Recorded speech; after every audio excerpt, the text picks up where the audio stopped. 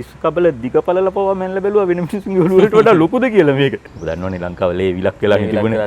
මගේ මව්බිම වෙනුවෙන් මට මගේ යුතුයකම ඉෂ්ට කරන්න බැරි වෙච්ච හින්දා මට ගෞරවනීය මරණයක් දෙන්න එපා. මාව කපලා මේ බල්ලන්ට කපුරන්ට කන්න දෙන්නේ. ගෝමින් රුවන් පුණු බින්දු මෙ සිව් දෙන ආයෙත් එක්ුණා වැනි ඒ ලොවද පෙමින නෑපුත් ගෙවිඳු මෙහෙයෙන් මේ හෙළ තෙරුවන පෝසත් වනු බලා යන්තන් නිවෙයි මන. සමහර සටන් පවතිනකොට ත්‍රස්තවාදයට එරෙහිව දැන් ඒ පාටවත් කියලා නෙවෙයි, පත්තර වලට කියලා නෙවෙයි, රූපවාහිනී වලට කියලා නෙවෙයි. ඒ හිතවතෙක් දෙන්නෙක් එකතු කරගෙන මුළු රෑ පුරා අර රටට ආශිර්වාදය කළා, හමුදාවට ආශිර්වාද කළා, පිරිත් කියන සිරිතක් තිබුණා. ඒකට අපිට උනත් අර තාත්තගේ හිත රෙදෙනවා කියන එක නිකන් අපිට බොහොම ආයි අපිට ගහන්න ඕනේ නැහැ. ඒ කියන්නේ මගේ අතින් මොකක් හරි තාත්තගේ හිත රෙදෙන දෙයක් වුණා කියන එකම දඬුවමක්. ඉතින් එහෙම කවදාවත් දැන් උනත් මරණ ගැන නම් බයක් නැහැ. මම මේ ආණ්ඩුව අපු වෙලාවෙත් පළවෙනි අර වාද පිටියටත් මගේ වාහනේ තනියම එලවගෙන ගිහලා තනියම රෑ 12ට එලවගෙන ආවේ. කුමාරතුංග මුනිදාස පරපුරේ වර්තමාන පුරුක සරලව කියනවා නම් කුමාරතුංග මුනිදාසයන්ගේ මුණුපුරා එලෙස ශ්‍රේෂ්ඨ ජාතිකත්ව දේශ හිතයිශී හැඟීමක් තියෙන චරිතයකට තමයි අද අපි ආරාධනා කරලා තියෙන්නේ. වෙන කවුරුත් නෙවෙයි, වැඩි කතා කරන්න අවශ්‍ය නැහැ. අහලා බලමු කවුද මේ චරිතය කියලා. මේ නමින් ගෙවිඳු කුමාරතුංග. මුලින්ම අයිබෝන් කියලා ඔබතුමා පිළිගන්නවා. අයිබෝන්. දැන් ඔබතුමා මේ රට දෑ වෙනුවෙන් කරපු සුවිශේෂී කාර්යභාරයන් කිහිපයක් තියෙනවානේ. දැන් අරිසෙන් අහුබුදු ශූරීන් අපි දන්නවා සාමාන්‍යයෙන් රටේ වියතෙක් විද්වතෙක් මිය පරලෝ ගියාම ඒ වෙනුවෙන් කවිපන්තියක් ලියනවා. දැන් ඒ වගේ මේ මට හම්බුණා තවත් සුවිශේෂී පොතක් මේ අරිසෙන් අහුබුදු මහත්තයාගේ මෙන්න මෙහෙම කවියක්. මම හිතන විදිහට අහලා බලමු එතුමාගෙන්. එතුමාගේ බාප්පා වෙන්න ඕන මේ කියන චරිතය මිය ගියයින් පස්සේ මෙහෙම ලියනවා. ගෝමින් රුවන් පුණු බින්දු මෙ සිව් දෙන ආයෙත් එක්ුණා වැනි ඒ ලොවද පෙමින නෑපුත් ගෙවිඳු මෙහෙයෙන් මේ හෙළ තෙරුවන පෝසත් වනු බලා යන්තන් නිවෙයි මන. දැන් මේක මට කියනකොට මතක් වෙන්නේ මුනිදාස කුමාරතුංගයාගේ දරුවෝ 4 දෙනාගේ තුන්වෙනි දරුවගේ පුතා තමයි ගෙවිඳු කියන්නේ. දැන් ඔය එතකොට අවසාන බාලම දරුවා තමයි බින්දු. දැන් මේකේ තියෙන්නේ බින්දු කුමාරතුංගයන් ගැන කිව්ව කවියක්.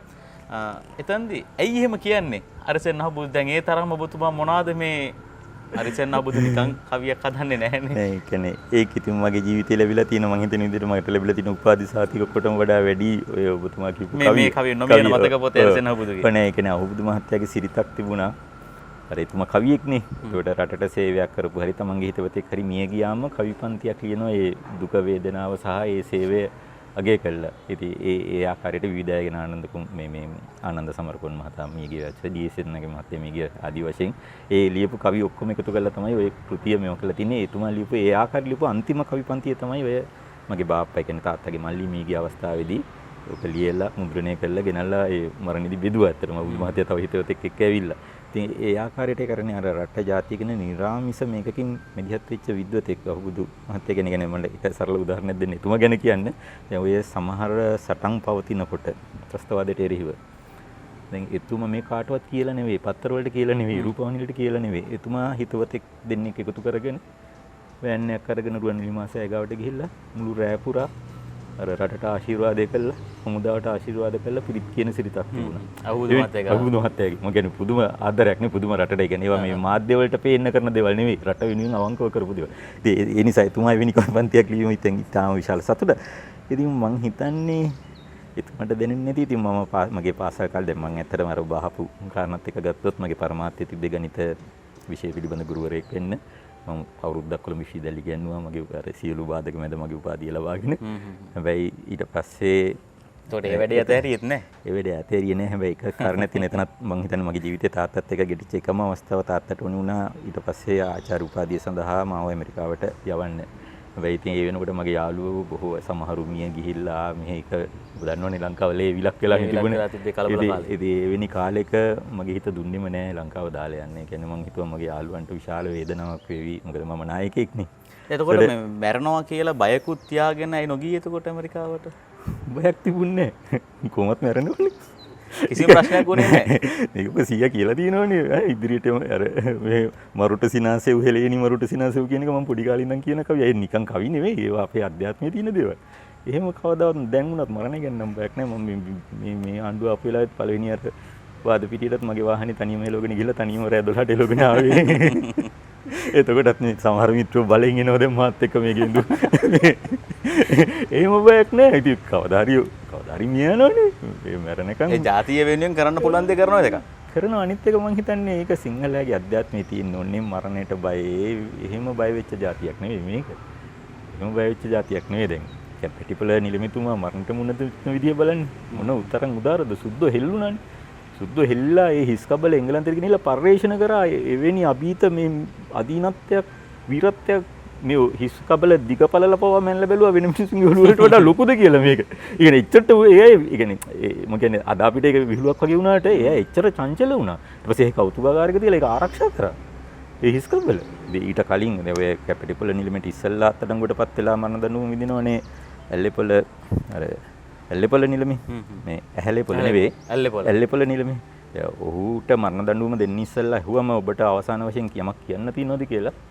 එතුමා කියනවා මේ මගේ මව්බිම වෙනුවෙන් මට මගේ යුතුයකම ඉෂ්ට කරන්න බැරි වෙච්ච හින්දා දැන් ඔහු අතරඟටපත් වුණානේ කරලා යන අතර බැරි වෙච්ච හින්දා මට ගෞරවනීය මරණයක් දෙන්න එපා මාව කපලා මේ බල්ලන්ට කපුරන්ට කන්න දෙන්න කියලා. ඒ ජාතික හැඟීම ඒ ජාතික හැඟීම එහෙම වීරත්වයක් තිබ්බ ජාතියක්. ඒ කියන්නේ දිම්මද්දුම් බණ්ඩාර අයියන්ඩිය බියනවන්න මැරෙනාසිටිම අපි වෙන්නේ මේ පොත්වල නෙවෙයි ඒවා තියෙනුනේ පපුවේනේ. මම හිතනවා මම දන්නේ එහෙම මොකටද ඒත් දන්නේ හැබැයි අරමුණ ඒකයි. ගෙවිඳු කුමාරතුංගට මෙහෙම අවස්ථාවක් ආව මොකද්ද කියන්නේ?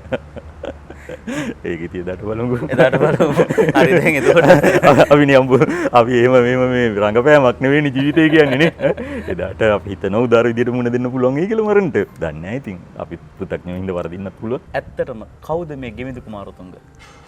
ඒක ඇත්තටම මං හිතන විදිහට නම් අවසාන වශයෙන් තියන්නේ වෙන්නේ මං ගැන දන්න මාත් ආශ්‍රය කරපු නැත්නම් මාත් එක්ක ගෙට්ටු ඒ අයගේ මතකයේ තමයි දවසක ගෙවිඳු කියන්නේ.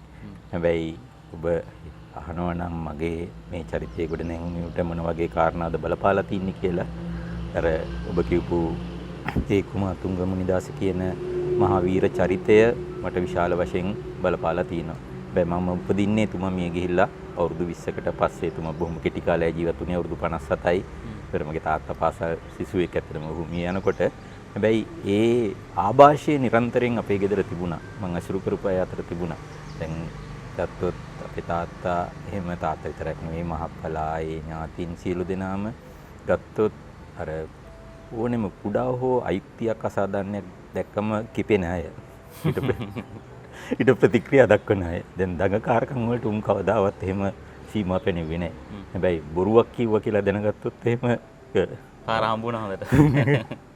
එහෙම වෙලා තිනවා අඩුයි මට. හැබැයි අපි ඒ කියන්නේ දැන් අපි හැදුනේ ඇත්තටම මේ තාත්තලාගේ එහෙම හිත හොඳනේ ඒක කුමාතුංග පරපුරේ දෙයක්ද කියලා දැන් 100ක් අතර පිය සමර කියලා තමන්ගේ තාත්තත් එක්ක තිබ්බ අධ්‍යාත්මික බැඳීම ගැන ලියලා තියෙනවනේ කාව්‍ය කෘතියක්ම.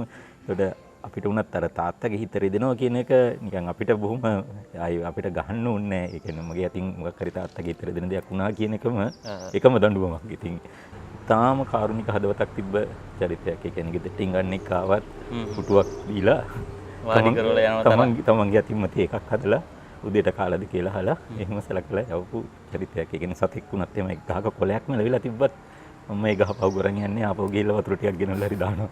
එවැනි කාරුණික හදවතක් තිබුණේ. ඉතින් මේ දෙකේ ආభాෂය මම හිතන්නේ අර අපි සමහර වෙලාවට අපි වැරද්දක් කියලා තියෙන දකින්න දෙයට අයිතියට අර රට පිළිබඳ කාරණාවලදී අත් නොහැර සටන් කරන්නත් මට ආభాෂයක් තියෙනවා. අනිත් පැත්තෙන් මම හිතනවා මගේ අම්මා හින්දා මට එක්තරා විදිහකට මේ ජාතියේ දරුවෙක්.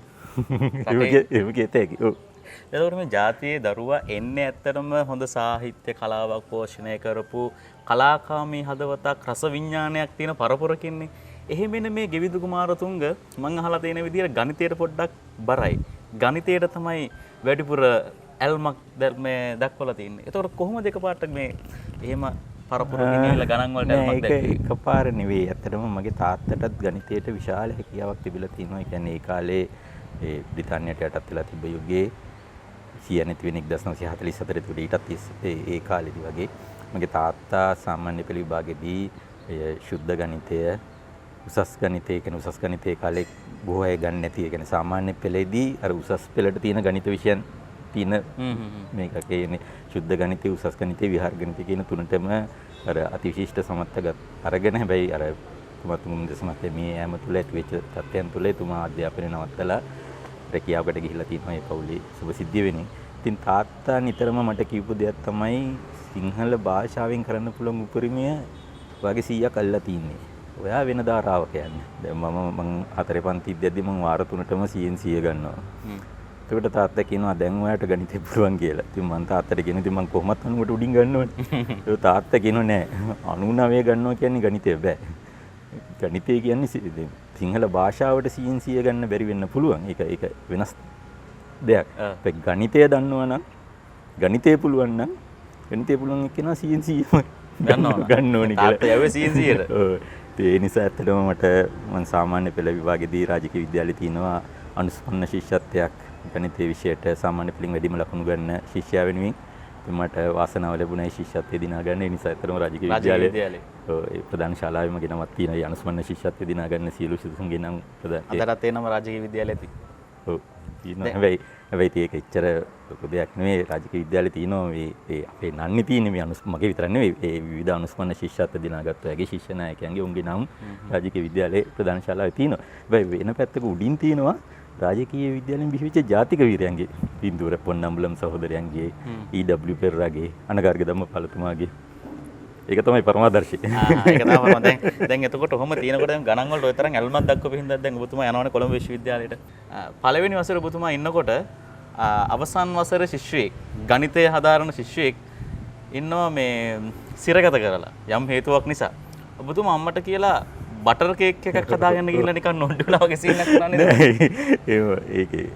ඒක ඉතින් සුන්දර අත්දැකීමක් මිසක් ඒකේ වරදක් නෑ. මෙහෙමයි මං ඇත්තටම මට දේශපාලන පසුබිමක් එහෙම මම කියන්නේ මේ පක්ෂ දේශපාලනේ වට කිසිම අදාළත්වයක් තිබුණේ නෑ මගේ ජීවිතේ. මං විශ්වවිද්‍යාලයට යනකොට විශ්වවිද්‍යාලේ පළවෙනි වසර මං ඇත්තටම ගණිතය ඒ කියන්නේ කොළඹට ගියෙත් ගණිත විශේෂ උපාධිය කරනවා කියන පරමාර්ථය ඇතුව මං ඒක ඉතාම හොඳින් කරමින් හිටියේ. හැබැයි අවාසනාවන්ත විදියට අර පෙරදිනියේ පෙරදින විශ්වවිද්‍යාලය ඇතුලේ කාලික සජ්ජාතික පක්ෂ රජයේ පොලිසියක් පිටවලා තිබ්බා. ඒ සරසවිසුන්ගේ සාදෙකදී ඇතිවෙච්ච ගැටුමකදී එක ශිෂ්‍යයෙක් වෙඩිය දීලා මිය යනවා. ඒකට කොළඹ විශ්වවිද්‍යාලයේ ශිෂ්‍යයන් ප්‍රතික්‍රියා කරන්න ගියාම රෝහන් රත්නායක කියන කොළඹ විශ්වවිද්‍යාලයේ ශිෂ්‍යයෙක් වෙඩිය දීලා මිය යනවා. ඉතින් ඒ තුල අපි නොදැනුවත්වම ඒ ශිෂ්‍ය දේශපාලනේ නැත්නම් ශිෂ්‍ය ක්‍රියාකර්ම වලට යොමු වෙනවා. ඉතින් ඒ දේශපාලනේ කියලා නෙවෙයි දරුවගේ ඒ සහෝදර ශිෂ්‍යයාගේ මළගෙදරට අපි යනවා. ඉතින් එතෙන්දි තවත් මිත්‍රයන් හමු වෙනවා. එතකොට ඒ ඇතිවෙච්ච සිද්ධිදාමය තුල තමයි දැනගන්න ලැබුණේ කොළඹ විශ්වවිද්‍යාලයේ ඒ කියන්නේ මම ඔහු අඳුරන්නෙත් නෑ වෙනකොට නේද? දැකලාත් නෑ එතකොට ඒ වෙනකල්. ඔව් දැකලා තිබුණා. ඒ කියන්නේ අර උන් වෙනම ඉතින් අපි ආසාවෙන් බලන් ඉන්නවා හතරවෙනි වසරේ. ඉතින් මගේ පරමාර්ථය ගණිත විෂයනේ ගණිත විශේෂ උපාධියනේ. ඒකට බොහොම සුළු සීමිත සංඛ්‍යාවක් නෙමේ විශේෂ උපාධි වලට තෝරගන්නේ. සමස්ත ශිෂ්‍ය සංඛ්‍යාව අතරින් ඉතාම දක්ෂ සුළු පිරිසයි තේරෙන්නේ. ඉතින් එතකොට මම තේරෙයිද නැද්ද කියලා දන්නෙත් නෑ. ඉතින් ප්‍රදීප් කියලා ඉතින් ඔහුව මේ සිද්ධිදාමය තුල අත්අඩංගුවට අරන් වරාය පොලිසියේ රඳවගෙන ඉන්නවා කියන තොරතුරු ලැබෙනවා. ඉතින් මම ඒ කාලේ දන්නේ නැහැ. ඉතින් අපි අම්මලත් එක්ක එහෙම වෙයි නෑ බලන්න යනකොට බටර් කේක් එකක් හදාගෙන. ඒ කාලේ දැන් වගේ ඔය ආයතන තිබුණේ නෑ. ඒ කියන්නේ දැන් නම් විවිධ වෙළඳ ආයතන තියෙනවනේ ගිහිල්ලා මිලදී ගන්න. ඒක ගෙදර අර මේ භූමි තෙල් වලින් වැඩ කරන මේ ඕවන් එකකින් මේක කළා. මම අම්මට කිව්වා යාළුවෙක් බලන්න යන්න ඕනේ මට බටර් කේක් එකක් හදලා තින්න කියලා. මම දුන්නා. මම ඒකත් අරන් ගියා. ඉතින් ගියාම දැන් ගියේ වරාය පොලිසියට. ඒ ප්‍රදීප්ගේ යාළුවෙක් හිටියා. ඔහු දැන් ඉතාලියේ රොෂාන් කියලා. ඉතින් මේක මොකක්ද කියලා මම කිව්වා බටර් කේක් එකක් කියලා. ඒ පාරේ අපි පොලිසියට මෑන්න කෑ ගහලා කිව්වා මේ බලපන් මේ අපිට කන්න බටර් කේක් ගහලා කියලා. කිසි අදහසක් නැහැ මේ බටර් කේක් එක අරන් ගියේ යාළුවෝ බලන්න. නෑ ඉතින් යාළුවා බලන්න ගියා. ඉතින් එයා අතඩංගු ඉන්න ඕන. ඉතින් එයාට මගේ යම් කිසි දීක සහෝදරත්වයක් තිබුණා.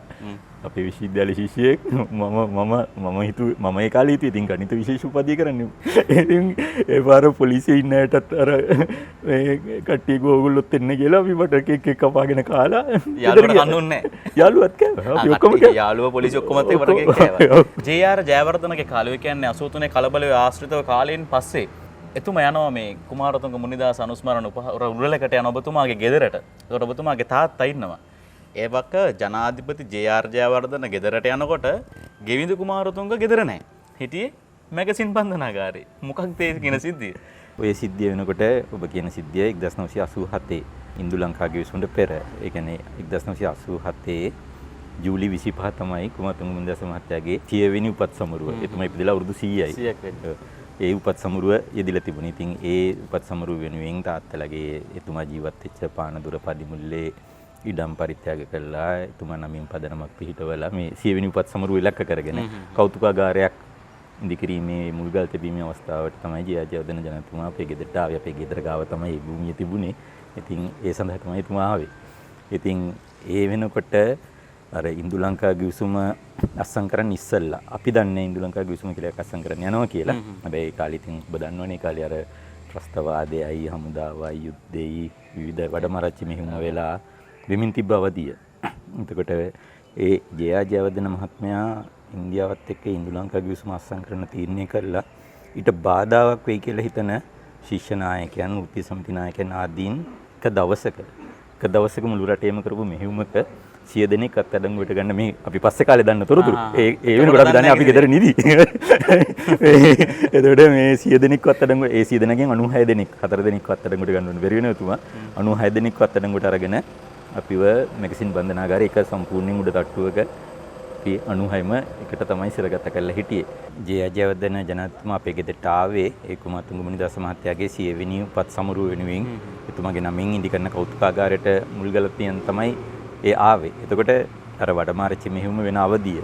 එතකොට එතුමා ඉන්දියාවත් සමග ඉන්දු ලංකා ගිවිසුම අත්සන් කරන්න ඒ කටයුතු සූදානම් වෙලා අපි ඒ විදියක් දන්නේ නැහැ. එතුමාගේ බුද්ධි අංශ මෙහෙයුමක් තුල ඊට බාධා වෙයි කියලා හිතපු, ඒ කියන්නේ එතුමාට ඒ ඉන්දු ලංකා ගිවිසුම අත්සන් කරන්න නොදෙයි කියලා හිතපු දී සමිති නායකයන් ආදි වශයෙන් භික්ෂුන් වහන්සේලා එහෙම 100 දෙනෙක් එක දිනක මුළු රටේම කරපු මෙහෙයුමකදී අත්අඩංගුවට ගත්තා. ඒකෙන් 96 දෙනෙක් අත්අඩංගුවට ගත්තා. ඒ අපි 96 දෙනාව මැගසින් බන්ධනාගාරයේ එකට රඳවලා තිබ්බේ. ඒ කාලේ අන්තර් ශිෂ්‍ය බලමුණු නායකයා රංජිත බුණරත්නම් දැන් ඔය පෙරටුගාමි පක්ෂ නායකයාගේ අයියා. ඔහු ඊට පස්සේ අතුරුලි රතන හඳුරෝ. ඊළඟට අනුප පැස්කෝල් දැන් අපේ යුතුයකම සංවිධාන ජාතික සංවිධායක. කට්ටියම එකට හිටියා. අපි ඔක්කොම ඉතින් ඒ අවස්ථාවේ තමයි ජයජයවර්ධන ජනාධිපතිතුමා අර ඒ විවෘත කිරීම උත්සවයට අපේ ගෙදරට ගිහිල්ලා තිබුණා. ඔබ කියපු ලිපිය DIG ධර්මසේකර මහතා එළිවිය. මොකද ඒ වෙනකොට අපි මාදුලයි සෝබිත නායක හඳුරෝ, මහාචරණන්ද සිල්ලා, ගුණදාස අමරසේකර, DIG ධර්මසේකර ඇතුළු පිරිසක් අපි අර කොළඹ විශ්වවිද්‍යාලයේ මේ ජාතික චින්තනය හා සම්බන්ධ මතවාද සම්බන්ධ ඒකේ ආරම්භක අවස්ථාවේ විශාල ඒ කියන්නේ විවිධ දේශකයන් ගෙන්නලා දේශන පවත්වලා එම ඒ අය අතර එකතුවක් ඇදලා තිබුණා. එකතුවෙන් චින්තන පරිෂදයේ පිහිටවපු අවස්ථාව මේක. කියන්නේ ජාතිකත්වයේ ඉඩක් නැති නිසා තමයි අත්අඩංගුවට ගත්තේ. ඔව් අනිවාර්යෙන්. ඒ කියන්නේ ඉන්දු ලංකා ගිවිසුම අපි ක්‍රියාත්මක කරන්න නොදී කියන හේතු හින්දානේ ඉතින් අපිව අත්අඩංගුවට ගත්තේ. මට කියන්න ඕනේ අර චින්තන පරිෂදයේ DIG ධර්මසේකර මහතා තමයි ඔය ඔබ කියන පොත්පත් ලිපිය ලියලා තිබුණේ. ඒ කියන්නේ කුමාරතුංග මුනිදාසයන්ගේ උපත් 100 වෙනි උපත් සමරුව අවස්ථාවේ දේශප්‍රේමී මුණුබුරා සිරපත්කයි කියන වගේ මාතෘකාවක් තමයි ලිපියට මුල් වෙලා තිබුණේ. මාතෘකාව හැටියට යොදලා තිබුණේ. දැන් එතනදී කොහොමද ඔබතුමා අත්අඩංගුවට ගත්තේ? මම නම් ඉතින් අත් වශයෙන්ම එහෙම කියන්නේ විශ්වවිද්‍යාලයේ ශිෂ්‍යයන්ගේ ඒ ඉල්ලීම් වෙනුවෙන් රට වෙනුවෙන් ඒ කාරණාවට මෙතිහත් වුණා මිසක් එහෙම මුකුත් භයානක දේශපාලනික ඉදිරිය හිටියේ නැහැ. දත් මං ගෙදර නිදාගෙන හිටියේ. හැබැයි ඉතින් පස්සේ දැනගන්න යුද්ධ විදියට අර පොලිසිය ගාලු පාරේම තමන්ගේ ජීප් නවත්තලා මුළු ගමම වට කරලා තමයි හතුරෙක් අත්අඩංගුවට ගන්නවා වගේ.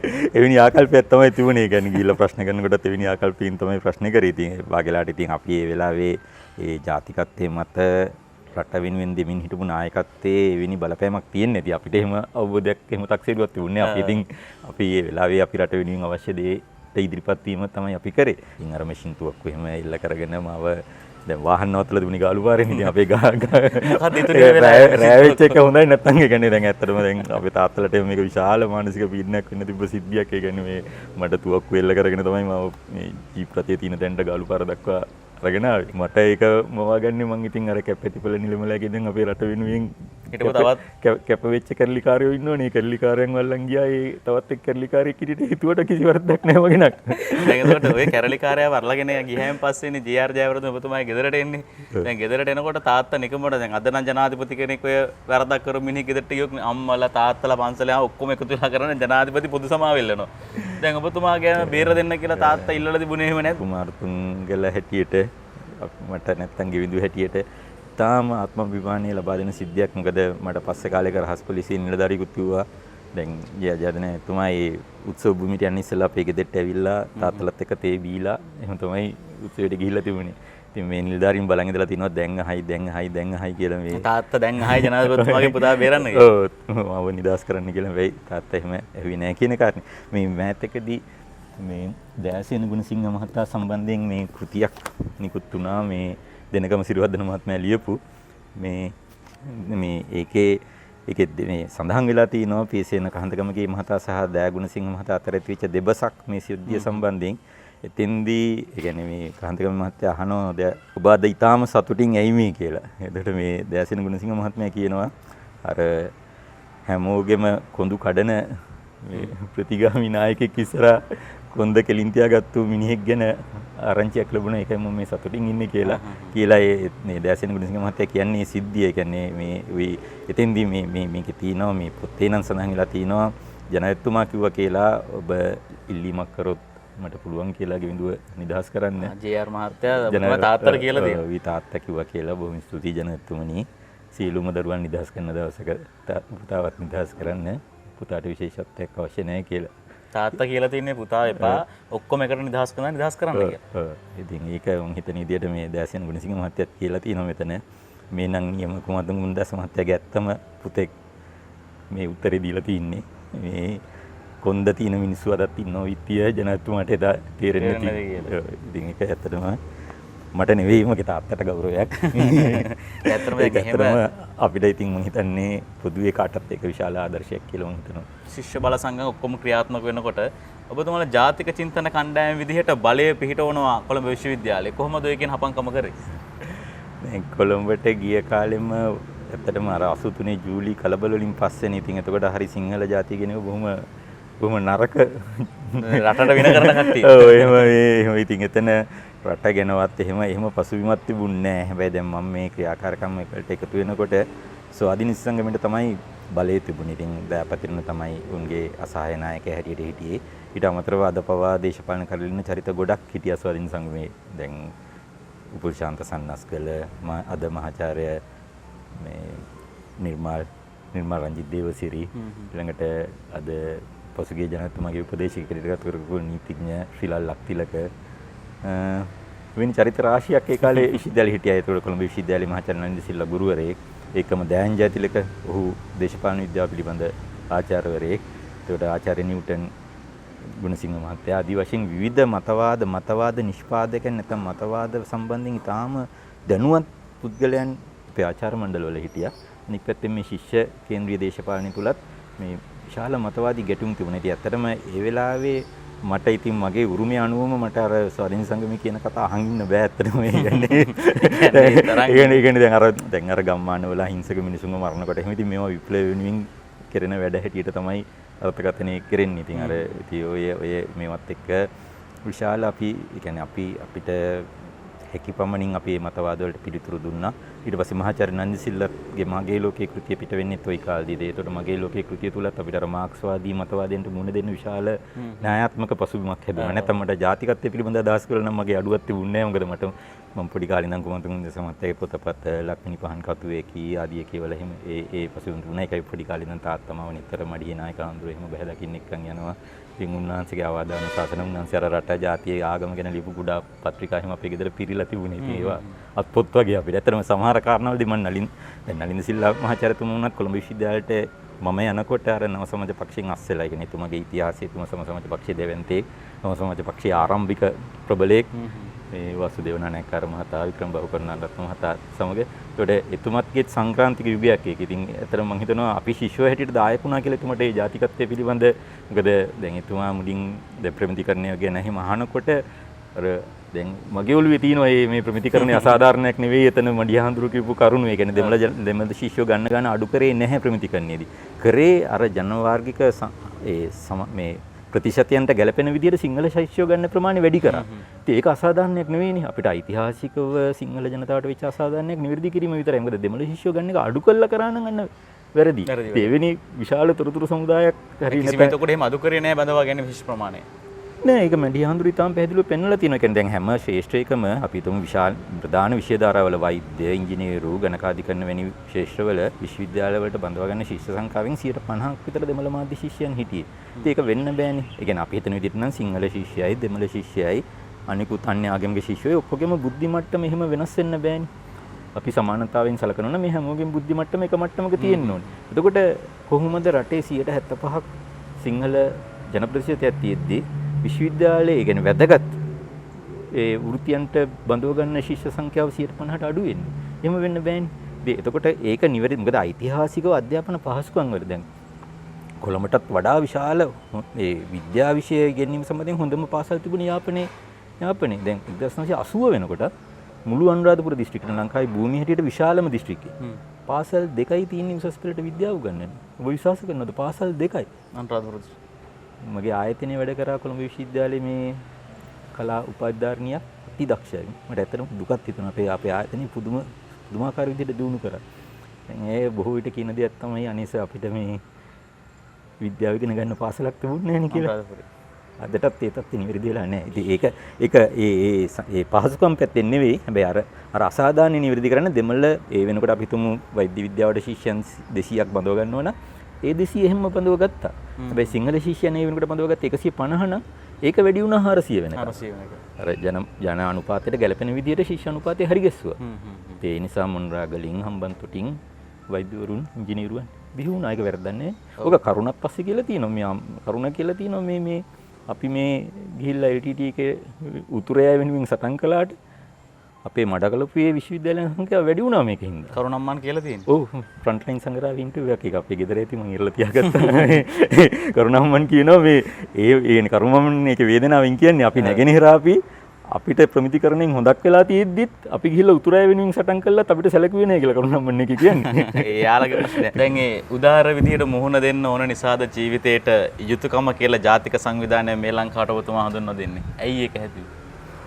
ඇත්තටම යුතුයකම කියන එක මම හඳුන්වලා දුන්නා කියන එකත් එච්චරම හරි නැහැ.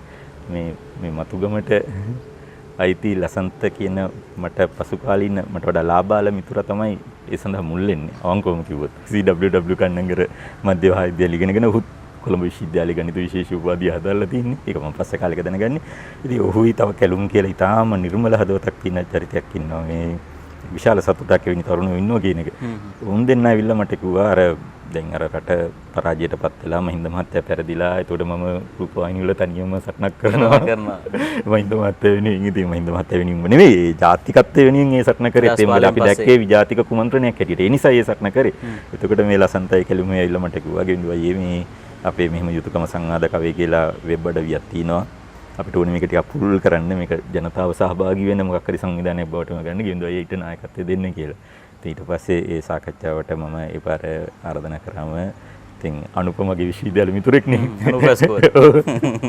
පරණ සටන් සගයෙක් නේ මම අනුපට කතා කරලා ගියා. එකට හිරපත් ආපු දෙන්න. ඔව්. අනුපට කතා කරලා ගියා මෙන්න මේ කොල්ල වගේක් ඇවිල්ලා කියනවා මොනවට එන්න කියනවද දන්නේ නැහැ.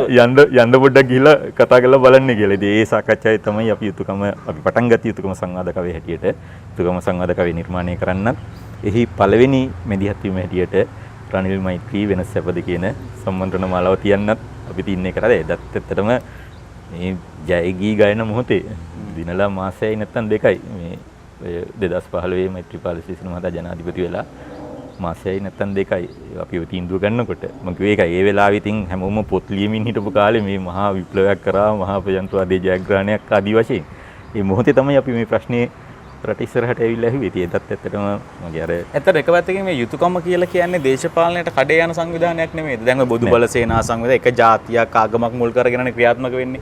ඒ වගේ දේශපාලන පක්ෂයක් මත යැපෙන එකක්ද නෑ. දැන් කල්පනා කරන්නකෝ. ඇයි අපි යුතුයකම කියන නම තෝරගත්තේ? ඇයි අපි ඒ වෙලාවේ යුතුයකම කියලා සංවිධානයක් නැත්නම් සමාජ මැදිහත් වීමක් සංවිධානයකටත් වඩා කරන්න හිතේ? අපි නම් දැක්කේ 2015 කියන්නේ අපේ ඉතිහාසයේ අඳුරුතම මොහොතක්. ඒ පරාජයෙන් හින්දා නෙවෙයි. දැන් අපේ ජනතාවගේ මොන හැඟීම් වලටද 2015 කුමන්ත්‍රණයේ කොටස්කාරව ඇමතුවේ? චම්පිකල ඇමතුවේ. රාජිත සේනරත්නලා ඇමතුවේ. ඊටාම අර මනුෂ්‍ය సంతානේ තියෙන අඳුරුම අගාධ වලට නැමතුවේ ඊර්ෂ්‍යාවට, ක්‍රෝධයට, වෛරයට. දැන් පාරක් හදලා තිනවනම් කියන්නේ හොරකම් කරපු බවට සංඛ්‍යාලේඛන දත්ත සාක්ෂි තියෙනවා නම් ඉදිරිපත් කරන්න. ඒකේ කිසි ගැටලුවක් නැහැ. හොරකමට විරුද්ධ වීම ගැන ගැටලුවක් නැහැ. හැබැයි ඒ කිසිම දෙයක් නැතුව අර මනුෂයාගේ හිතේ සිතුවිල්ලක් හැදුවා පාරක් හැදුවා නම් හැදුවේ මිනිසුන්ට යන්න නෙවෙයි. පාරක් හැදුවා නම් හැදුවේ හොරකම් කරන්න. මේකෙන් ගානක් හොරකම් කරලා තියෙනවා. කිසිම දත්තයක් නැහැ නේ. අදටත් නැහැ නේ. දැන් අවුරුදු 5ක් ආණ්ඩු කරා. දැන් මහ බැංකුව හොරකම් පිළිබඳ දත්ත තියෙනවනේ. සාක්ෂි තියෙනවනේ. නිලධාරීන් සාක්ෂි දෙනවනේ. නිලධාරීන් එහෙම බය නැහැනේ. නිලධාරීන් සාක්ෂි දෙනවනේ. මට මෙහෙම දැන් අර මහ බැංකුවේ නිලධාරියෙක් සටහනක් දාලා තිබ්බනේ. මහ බැංකුව අධිපතිතුමා නියම කරන නිසා මම මෙසේ කරමි. කියලා සටහන දාලා අස්සන් මොනතරම් ආඩම්බරද අපිට නේ. එහෙම පුරවැසියෝ. ඒවා ගිහිලා ටෙලිවිෂන් වල කතා කරේ නෑ. ඒ කියන්නේ ඒ 2015 විජාතික කුමන්ත්‍රණය තුල අපි දැක්ක දේ තමයි අපේ රටේ ජනතාවගේ අර අඳුරුම සිතිවිලි වලට තමයි ඇමතුවේ. 2015 අර පාරක් හැදුවා නම් පාර හැදුවේ හොරකම් කරන එක සංඛ්‍යාලේඛන හරි එහෙම හොරකම පිළිබඳ සාක්ෂි ඇතුව යම චෝදනා කරන්න කිසි ගැටලුවක් නැහැ. හැබැයි ඒ වෙනුවට පොදු අදහසක් ඇති කරා වරායවල් හදලා තියෙන්නේ නැහැ. ලංකාව දිනු කරන්න නෙවෙයි. ඒකෙන් හොරකම් කරන්න. පාර දැන් අපේ අම්මලා පාර යනකොට අනේ මේ පාර හදපු කෙනා දන්නේ නැති වුණා පින් සිද්ධ වේවා කියලානේ පාර කියන්නේ. යන්නේ. හරි එහෙම දැන් පූජා ස්ථානයකට ගියාම ඒක කරපු එකන කවුද කින්ද මන්ද ඒක වැදගත් නෑ. අනික කරපු එකනට පොඩි ඒ තමන් ලබන ප්‍රීතියෙන් කොටසක් නැත්නම් තමන් ලබන පහසුවෙන් ඒ පිනක් අනුමෝදන් කිරීමේ චේතනාවෙන් තමයි ඒව භුක්ති විඳින්නේ. ඒ වෙනුවට පාරෙත් යමින් ඒක ප්‍රයෝජනෙත් ගනිමින් ගනිමින් මේක හදපු එකට කැලවියන් කියන අදහසනේ නේ. එවැනි අදහසකට නේ රට ගෙනිච්ච. ඉතින් එතකොට අපිට පෙන්ච දෙයක් තමයි දැන් මේ යුතුයකම කියන එක නිකම්ම නමක් නෙමෙයි. යුතුයකම කියන එක අපේ සමාජයේ අපි දැක්ක විදිහට නම් ඒ සමාජයේ ගොඩනගපු මූලිකම සාර ධර්මය හැටියට තමයි අපි දැක්කේ. ඒ කියන්නේ අපේ සමාජයේ දැන් සිංහල දැන් බටහිර සමාජය ගොඩනගලා තියෙන්නේ අයිතිවාසිකම් කියන එක උඩනේ. ඉතින් ඒ බටහිර සමාජයේ ලෝකෙම ප්‍රබලන් වෙච්ච හින්දා එක්සත් ජාතීන් සංවිධානයේ තින්නේ අයිතිවාසිකම් පිළිබඳ ප්‍රඥප්තිය. අපේ ලංකාවේ ව්‍යවස්ථාවේ තියෙන්නේ අයිතිවාසිකම් පිළිබඳ පරිච්ඡේදයක්. යුතුයකම් ගැන පරිච්ඡේදයක් නැහැ. හැබැයි අපි හිතන්නේ අපේ ලංකාවේ දේශපාලනේ නැත්නම් ලංකාවේ රාජ්‍ය පාලනේ ගොඩනගෙන්න ඕනේ යුතුයකම කියන අදහස උඩ. දැන් සිංහල සූත්‍රය කියන්නේ දෙමව්පියන්ගෙන් ළමයිට විය යුතු යුතුයකම්. ඒ යුතුයකම් ඉෂ්ට වෙනකොට ඒ දරුවන් පෙරලා දෙමව්පියන්ට ඉටු කළ යුතු යුතුයකම්. ඉතින් එවැනි ආකෘතියක් ඒක දැන් ඇත්තටම ගත්තම මේක ඊටාම අපිට අපි මේ ඔක්කොම කල්පනා කරලා අපි කියන්නේ යුතුයකම් ගොඩනගන. හැබැයි මේ සංවාදය තුල අපේ සාකච්ඡාව තුල අපිට විශාල දැනුම් සම්භාරයක් ලැබුණා. ඇත්තටම යුතුයකම් කියන සංකල්පේ වැදගත්කම ගැන දැන් මේ ලංකාවේ හිටපු නීති ශාස්ත්‍රයේ හිටපු දෙවන්තෙක් වෙච්ච එච්.ද. සිල්ලා ජනාධිපති එච්.ද. සිල්ලා මහත්මයා එක්තරා ආකාරයකට ලිපියක පෙන්වලා දීලා තිනවා යුතුයකම් පිළිබඳ හැඳින්වීමක් නොමිති වීම නිසා එක්සත් ජාතීන්ගේ මානහිකම් ප්‍රඥප්තිය ඒකපාක්ෂිකයි කියලා. ඒ නිසානේ පුළුවන් දැන් බලවත් රටවල් තුන්වෙනි ලෝකේ රටවල් වලට මැදිහත් වීම කරනවා කාගේ හරි අයිතිවාසිකම් කඩ වුණා කියලා. හැබැයි ඒ කඩ වෙච්ච අය ඒ රට වෙනුවෙන් කියලා යුතුයකම් කරාද කියලා බලන්න කවුරුවත් නැහැනේ. දැන් මේ ළඟදී අර කාදිනල්තුමා ඇහුවේ ජීවිත 300ක් විනාශ කරපු ත්‍රස්තවාදීන්ගේ අයිතිවාසිකම් ගැන කතා කරන අය මොනවද මේ කතා කරන්නේ? දැන් අත්අඩංගුවට ගත්තම දැන් අපරාධකාරයන් අත්අඩංගුවට ගත්තම උසාවියන් මේගොල්ලන්ගේ අයිතිවාසිකම් වෙනවා. ඒතකොට මෙතන මේක යුතුයකම දැන් කොරෝනා වසංගතයේ පින්විත් ඒකනේ. දැන් ඇමරිකාවේ අය කොණ්ඩේ ඩයි දාන එක හරි අර මුහුණ ලස්සන කරන එක ඒක තමන්ගේ අයිතිවාසිකමක් හැටියට සැලකුවේ. ඒ නිසා අනික් සමාජයට වෙන බලපෑම නෑ. ඒක අපිට අදාළ නෑ කියලා නේ ඒගොල්ලෝ. අපි එහෙම නෙවෙයි. අපි ගමන් බිමන් ගියේ නෑ අපිට හැදෙයි කියලා බයට නෙවෙයි. අනුන්ට හැදෙයි කියලා බයට. අපි රෝගවාහකෙක් වෙයි කියන බයට. අපි රෝගවාහකෙක් වෙන ලෙඩක් නොවුණා නම් අපි මට උනත් කමන්නේ නෑ කියලා අපි කරන වැඩ අපි කරේ නෑ. මොකද මං හින්දා වෙන කෙනෙකුට. ඒක තමයි යුතුයකම කියන අදහස. දැන් යුතුයකම පිළිබඳ අදහසක් තිබ්බ ආසියානු රටවල් මේ වෛරසය පෙරද්දුවා. අපිත් ඇතුළු. ඉතින් මේක විශාල පිනන් හිතන්නේ දවසක අනිවාර්යයෙන්ම දැන් අපි අර ගෝඨාභය ජනතුමාට ඉදිරිපත් කරලා තියෙන ලිපි ව්‍යවස්ථාවක් පිළිබඳ අදහස්. ඒකේ එක යෝජනාවක් තමයි යුතුයකම් පිළිබඳ පරිච්ඡේදයක් අපේ ව්‍යවස්ථාවට ඇතුල් කරන්න. අපි හිතනවා දවසක අපේ රටින් අපිට රාජ්‍ය නායකයෙක් බිහි කරගන්න පුළුවන් වෙයි කියලා යුතුයකම පිළිබඳ අදහස එක්සත් ජාතීන්ගේ සංවිධානයට අරන් යන. දැන් මම හිතන්නේ එහෙම දේශපාලන කතිකාවතකට එහා ගිය යුග මෙහෙවරක් සමාජ මෙහෙවරක් අපේ රටේ ජාතිකත්වයේ හැඟීම සමාජගත කරන්න යුතුයකම හැදද්දී ඒකේ වර්තමාන සභාපතිතුමා තමයි මේ ගෙවිඳු කුමාරතුංග කියන්නේ. හැබැයි මේ වගේ කරුණු කාරණා ගණනාවක් කතා කරනකොට මේක නරඹන සමහරක් අයට හිතෙන්න පුළුවන්. ඉතින් මේ කියන චරිතය දේශපාලනයට එනෝනේ. හේතුව තමයි දේශපාලනේ අපි හැමෝටම තිත්ත වෙලා තියෙන මේ සාම්ප්‍රදායික දේශපාලනේ. ඒ ප්‍රශ්නේ ඔබට තියෙන වගේ මම පෙරලා ඔබතුමාගෙන් අහුවති. ඇයි මේ ගෙවිඳු කුමාරතුංග මේ හැමෝ ජරා ජීර්ණ වෙච්ච දේශපාලනයට පියනගන්නේ? මෙහිමයි. ඒ කියන්නේ ඒක අපි මෙහෙම බලමු. අපිට LTT ත්‍රස්තවාදය දා පරාජය කරන්න ඕන වුණා. දැන් ඒක අපි කොහොමද ඉෂ්ට කරගන්නේ? අපි එදත් අපි හිතනවා දැන් අපි එදා චින්තන පරිෂදයේ හැටියට මම සරසවි ශික්ෂකයට මම චින්තන පරිෂදයට ලාබාලම සමාජිකයෙක්. හරි. ඒකට අපි මේ කාලයේ සංග්‍රහහරහා මේ අපේ මුල්ම කාලයේ සංග්‍රහවල් මේ අපි එදා විශාල ජාතික මතයක් මේ සම්බන්ධයෙන් ගොඩනැගුවා. මහාචාර්ය නන්ද සිල්වා ඒ සඳහා නායකත්වය දුන්නා. ඒකට ඒ මතවාද නෙවෙයිද මේ ගොඩනගපු මතවාද නෙවෙයිද අපිට මහින්ද රාජපක්ෂ ජනාධිපතිතුමාට ඊට අවුරුදු 15කට 20කට පස්සේ තමයි එතුමා ජනාධිපති වෙන්නේ. හැබැයි එතකොට ත්‍රස්තවාදයට ඒ ආකාරයෙන් උත්තර දිය යුතුයි. ත්‍රස්තවාදයට දේශපාලන විසඳුම් නැහැ. ඒ සන්නද්ධ මිලේච්ඡත්වයට සන්නද්ධවම පිළිතුරු දුයි කියන මතවාදයට රට ගේන්න ඒ මහින්ද රාජපක්ෂ ජනාධිපතිතුමාගේ ඒ දේශපාලනය වෙනුවෙන් මේ හදපු මතවාද නෙවෙයිද බලපෑවේ. අපි හිතනවා මේ මතවාද තමයි මේ වුනේ කියලා. ඒ එවැනිම මෙදිහත් වීමක් තමයි අපි 2015 කරේ. ඒතකොට ඒ කිරීම තුළ අපිට විවිධ පාර්ශ්ව වලින් ඉල්ලීම් ඉදිරිපත් වුණා මේ ක්‍රියාවලිය ඉදිරියට ගෙන යාම සඳහා. සරලව ගත්තොත් දැන් අපි හැම ඒ ජාතිකත්වයේ පිළිබඳ මතවාදයක්වත් නැත්නම් ඒ ක්‍රියාවලියවත් අපි හිතන්නේ කාට හරි පේනවනම් අඩුපාඩුවක් පෙන්නලා දෙන්න අපි යම් මොහොතකටවත් පාවලා දුන්නා කියලා. කියන්නේ අපි දැන් උදාහරණයකට මට බොහෝ අය කිව්වා දේශපාලන පක්ෂයක් හදන්න. කිඳු කවදාවත් ওই ජාතික සංවිධාන වලින් නම් වට නොමිනේෂන්වත් ගන්න හම්බෙන්නේ නැහැ කියලා. හරි මට නොමිනේෂන් ඕනි වුණෙත් නැහැ. හරි ඒක වෙනම කාරණා. ඔය ඕක සීමිතයි. ඕකෙන් කරන්න පුළුවන් දේශපාලන බලපෑම සීමිතයි කියලා. හැබැයි යුතුයකම සංවිධානයේ හැටියට අපි අපේ ස්ථාවරය ඉද්දෙද්දිම අපිට දේශපාලන නායකත්වයෙන් අපිට ඒ ආරාධනාව ලැබුණා. අපි හිතනවා අපි ඒකම දුන්න ජයග්‍රහණය කියලා. දැන් ජාතික සංවිධානයකට ඔබතුමාට ආරාධනා කරේ ජාතික නායකත්වයේ දේශපාලනයට එන්න කියලා. ඔව්. ඒ මගේ ජාතික ලැයිස්තුවට අතට මේ අවස්ථාවේ නෙවෙයි 2015 මගේ නම ජාතික ලැයිස්තුවේ තිබුණා. ඒ ජාතික ලැයිස්තුව කොල්ල කෑවනේ මේ ඉතිවලු දෙනවත් පරාජිතයන්ට දෙන්න. මේ ප්‍රදේශයේ ඉල්ලලත් පරාජය චික්කනිකපත් කරන්නේ ජාතික ලැයිස්තුවේ. හරි. ඉතින් ඒ වෙලාවේ මහින්ද මහත්තයා ඉල්ලීම කරපු වෙලාවේ මම කිව්වා සර් ඒක කරන්න එපා. මම ඔබතුමා වෙනුවෙන් සහ රට වෙනුවෙන් මේ කරපු ඉදිරිපත් වීම මේ മന്ത്രിකමකට හරි එහෙම ලඝු කරන්න එපා. ඒ නිසා මම ඔබතුමා වෙනුවෙන් සහ රට වෙනුවෙන් කරන කාර්යය කොහොමත් කරනවා. ඒක ගැන සැකයක් තියාගන්න එපා. මට ඒකට මේ മന്ത്രി ධූරයක් ඕනේ නැහැ කියලා. ඉතින් ඒ වෙලාවේ එතුමා ඉල්ලීමක් කරා. ඒක අපේ මුළු සමස්ත ක්‍රියාවලිය දැන් උදාහරණයකට මැතිවරණ කාලයක ඔබ දන්නවා මාධ්‍ය ආයතනයක අදහස් දක්වන්න යන්න පුළුවන් අපේක්ෂකයන්ට විතරයි. වෙන අයට ඒ ආරාධනෙ ලැබෙන්නේ නැහැ.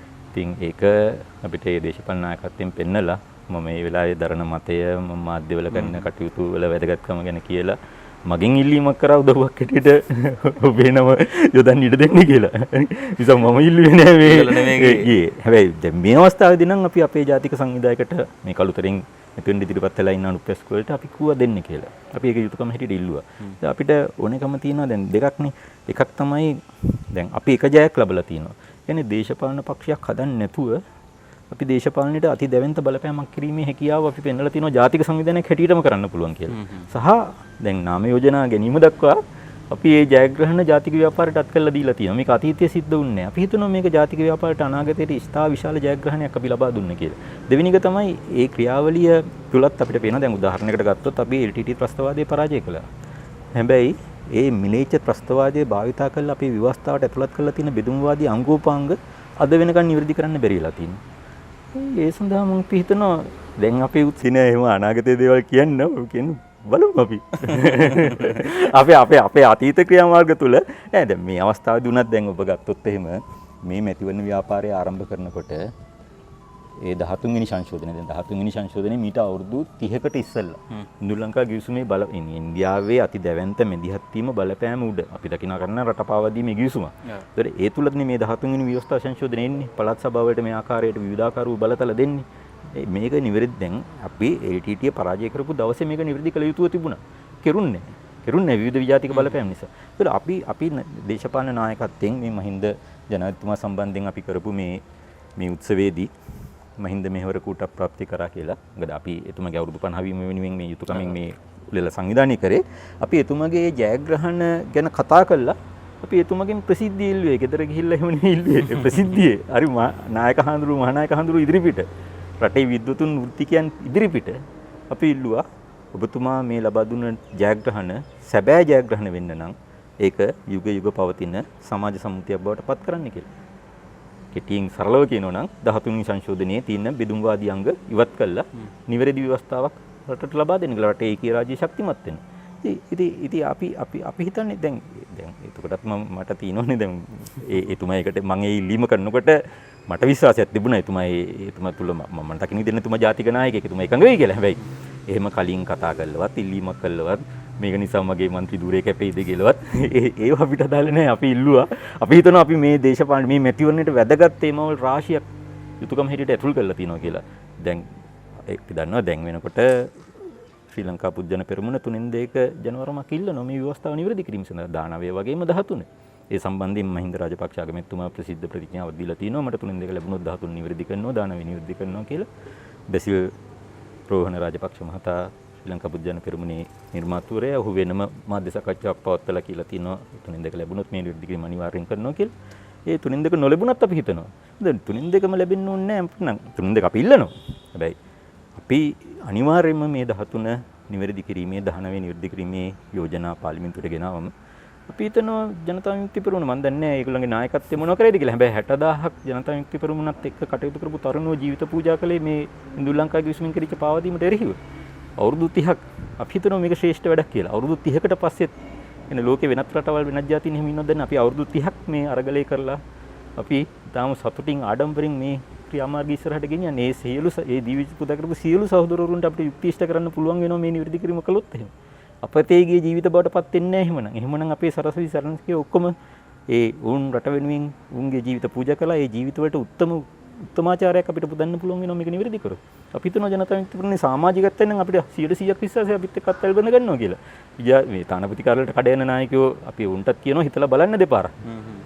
ඒකම හෙළවුරුමේ. අපි අහනවා හෙළවුරුමේට පුළුවන් ද 13 නිවැරදි කරන සංශෝධනයකට විරුද්ධ වෙන්න. අපේ නම් අදහස බෑ කියලා. ඒ නිසා අපි හිතනවා අපි නිවැරදි දේ ඉදිරිපත් කළොත් අපි හිතනවා අපේ මහින්ද රාජපක්ෂ අගමැතිතුමා ජනතුමාගේ ආශිර්වාදය ඒ කරයි කියලා. අපේ ඉල්ලීම ඒකයි. ඔබතුමා ඒ නිසා ඒ අරගලයට පණ දෙන්න තුමා දේශපාලනයට එන්නේ. ඒ කියන්නේ අපේ රට ඒ කියන්නේ අවස්ථාවක් තියෙනවනේ මේ වෙලාවේ රට නිවැරදි කරන්න. ඒ කියන්නේ අපිට දේශි විවේචකයෝ වෙලා මේ විවේචකයෝ හැටියට ඉඳමින් අපිට අනිත් අයගෙන විවේචන ඉදිරිපත් කරමින් පිරිසුදු චරිත වෙලා ඉන්න කෙච්චර අපහසු දෙයක් නෙවෙයිනේ. නෙවෙයිනේ.